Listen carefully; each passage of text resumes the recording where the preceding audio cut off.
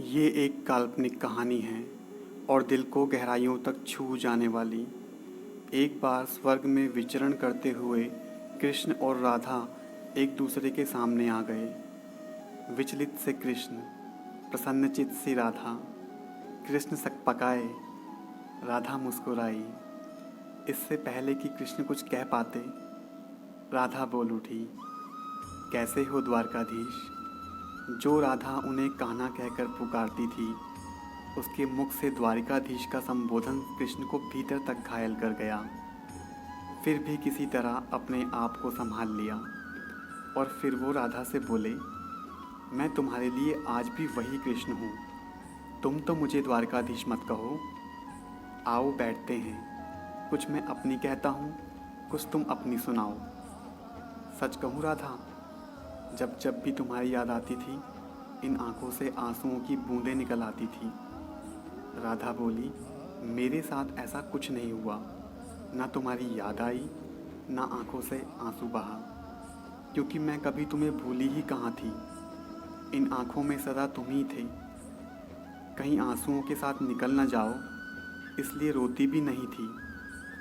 कान्हा, प्रेम से अलग होने पर तुमने क्या खोया, इसका एक आईना दिखाऊं तुम्हें।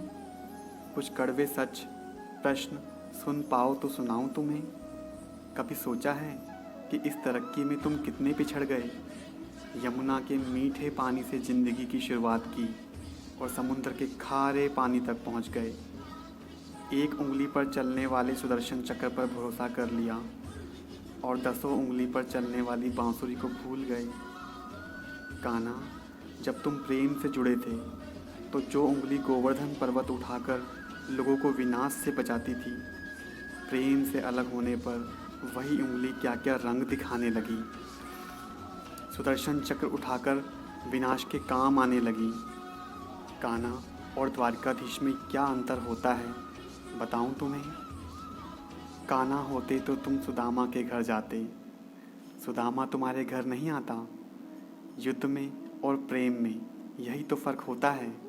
युद्ध में आप मिटा कर जीतते हैं और प्रेम में आप मिट कर जीतते हैं। कान्हा, प्रेम में डूबा हुआ इंसान दुखी तो रह सकता है, पर किसी को दुखी नहीं कर सकता। आप तो कई कलाओं के स्वामी हो, दूरदर्शी हो, गीता जैसे ग्रंथ के दाता हो, पर आपने ये क्या निर्णय ले लिया। आपने अपनी पूरी सेना कौरवों को सौंप दी और अपने आप को पांडवों के हवाले कर दिया।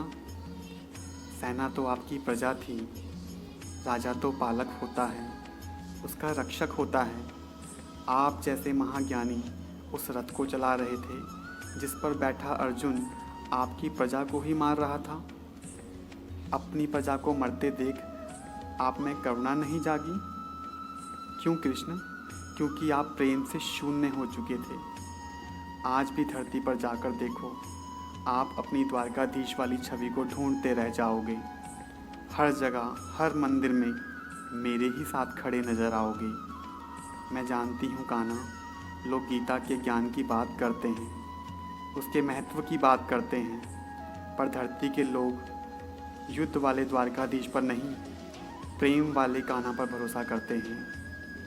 गीता में मेरा नाम दूर दूर तक कहीं नहीं है, पर आज भी लोग उसके समापन पर राधे राधे कहते हैं। श्री कृष्ण के पास किसी प्रश्न का उत्तर ना हो, ऐसा तो हो ही नहीं सकता, परंतु राधा द्वारा लगाए गए प्रश्न चिन्हों पर कान्हा मौन रहते हैं। यही तो है प्रेम में समर्पण का भाव। पराक्रम में हमें हर किसी को हराना होता है, तब भी हम जीत कर भी हार जाते हैं, परंतु प्रेम में हम हार कर भी जीत जाते हैं। सही कहा है किसी ने कि छोटी सी उंगली पर पूरा गोवर्धन पर्वत उठाने वाले भगवान कृष्ण छोटी सी बांसुरी को दोनों हाथों से पकड़ते थे। राधे राधे।